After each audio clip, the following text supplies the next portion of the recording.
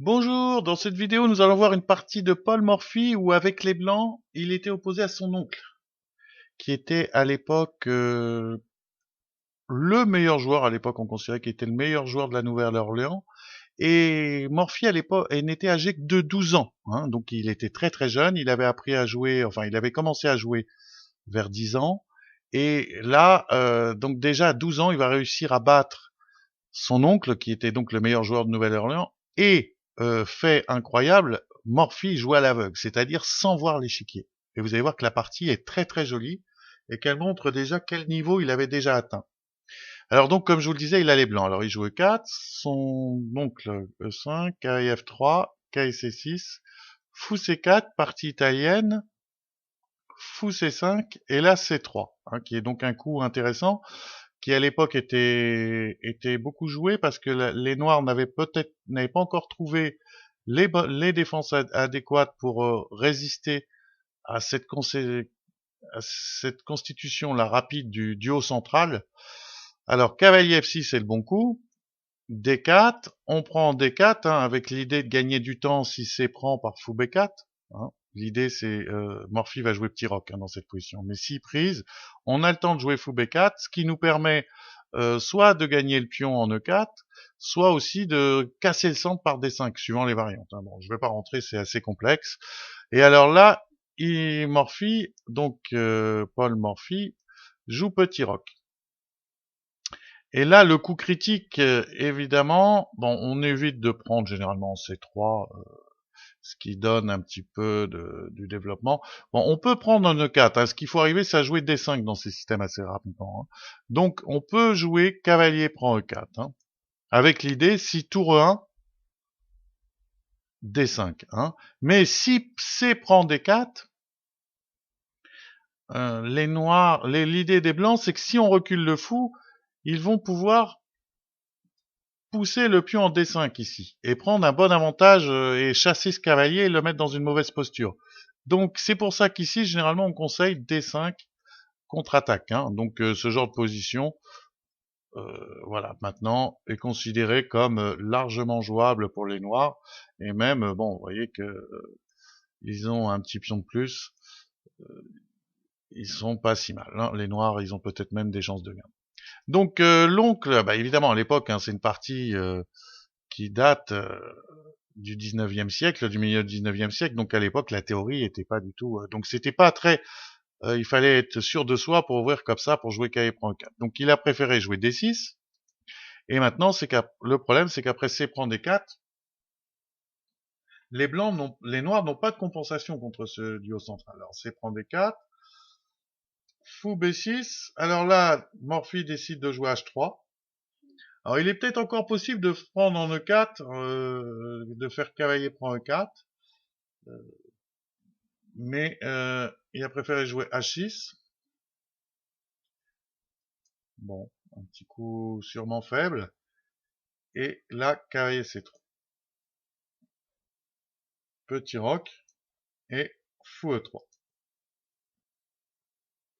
Voilà. Donc les blancs ont réussi à bien, comment dirais-je, à bien colmater leur centre. Là, si les noirs veulent réagir, parce qu'il faut qu'ils réagissent, hein, sinon ils vont avoir des problèmes, il faut peut-être faire le stratagème de la fourchette ici. Hein. Cavalier prend E4, cavalier prend E4 et D5.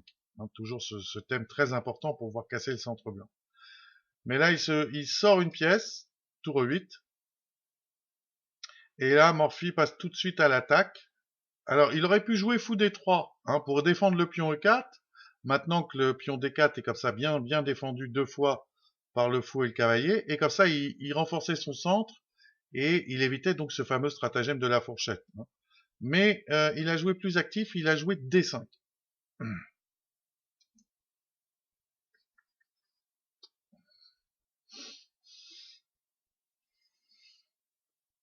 Alors ça rentre dans des complications. Hein. Euh, ça rentre dans de grandes complications. Alors on va pas rentrer dans l'analyse de cette position, c'est un peu compliqué.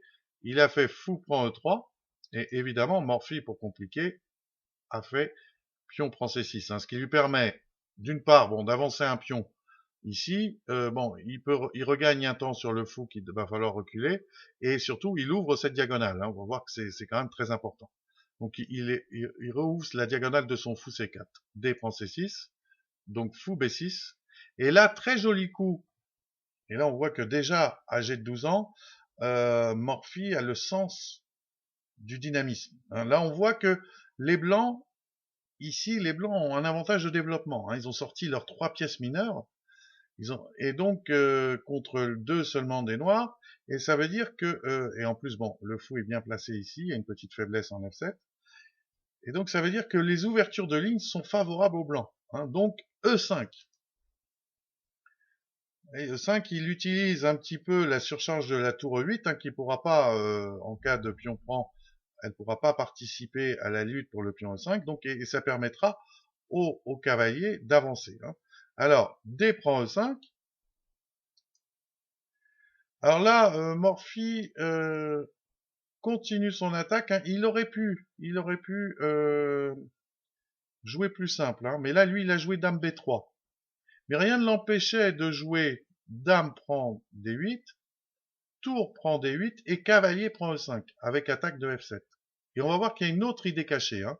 Alors imaginons, c'est pas ce qu'a joué Morphy, mais imaginons Dame prend D8, Tour prend D8, Cavalier prend E5. Donc j'attaque le pion F7. Imaginons qu'il joue fou E6, hein, qui semble logique. Et bien là, il y a une petite astuce. Je fais fou prend E6, pion prend E6 et pion prend B7.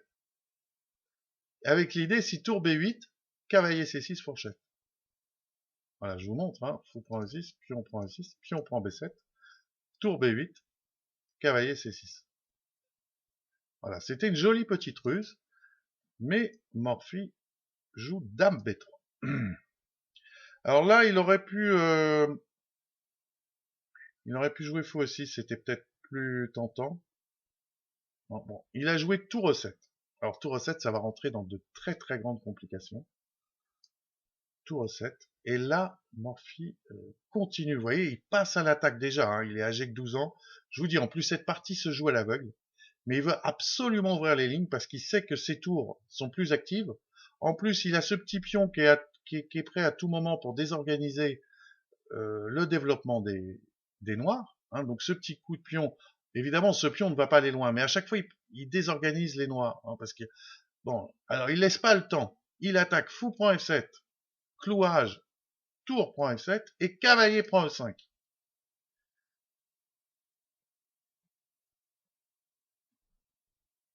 Ah oui, c'est très très intéressant. Dame E8, donc il défend et attaque en même temps, comment dirais-je, le cavalier.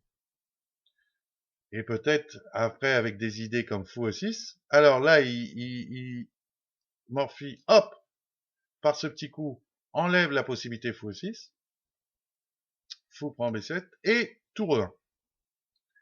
Et cette volonté d'ouvrir absolument les lignes. Alors ici, bon, il y avait plusieurs coups. Hein. Il fallait évidemment développer les pièces, peut-être par tour D8. Mais là, il joue fou A6. Et là, cavalier G6, attaque à la découverte sur la dame.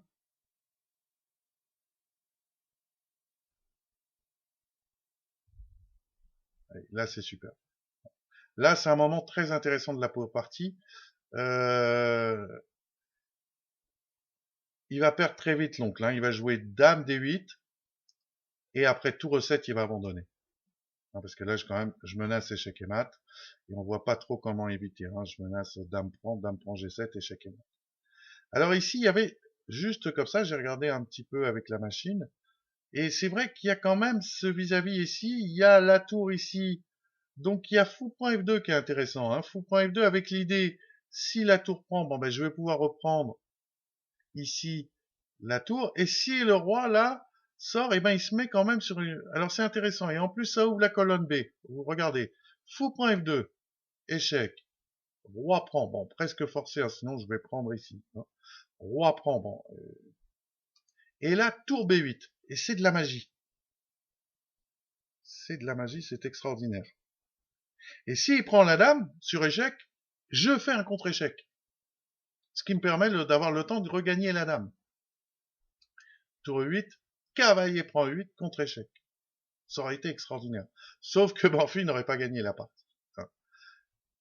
Donc voilà, donc pour revoir rapidement la partie, Morphy a réussi, vous voyez, à prendre le centre très vite dans l'ouverture grâce à cette petite subtilité D4, pion prend petit roc, D6, pion prend D4, et là les noirs n'ont jamais réagi. C'est-à-dire que les noirs se sont laissés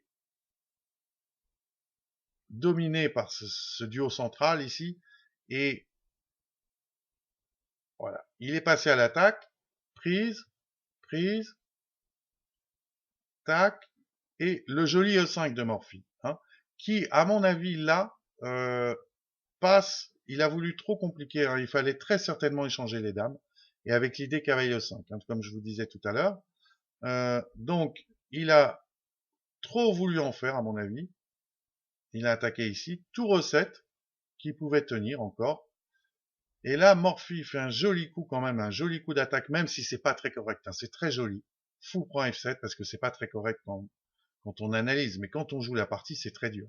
Donc l'idée, c'est d'absolument, ça sera l'idée de Morphy tout au long de sa carrière, absolument jouer, ouvrir les lignes quand on a un avantage de développement. Vous voyez, comme là, alors là, un petit coup pour détourner, il développe l'adversaire, mais il y a toujours une idée, c'est pour éviter fou E6.